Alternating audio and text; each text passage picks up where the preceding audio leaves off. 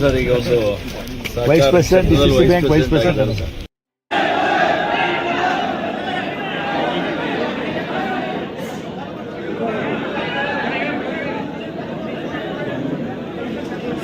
ನಡೀತಾರೆ.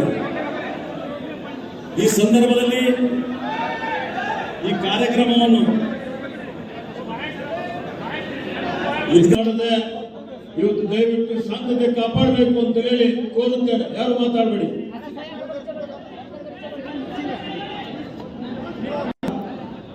ನಮ್ಮ ವಿಶೇಷವಾಗಿ ಪತ್ರಕರ್ತರಿಗೆ ಸದಾ ಬೆನ್ನೆಲುಬಾಗಿ ನಿಂತು ಪತ್ರಿಕಾ ರಂಗಕ್ಕೆ ಒಂದು ಆಶೀರ್ವಾದವನ್ನು ಮಾಡ್ತಾ ಅವರಿಗೂ ಕೂಡ ತಮ್ಮೆಲ್ಲರ ಪರವಾಗಿ ಸ್ವಾಗತವನ್ನು ಕೊಡುತ್ತೇನೆ.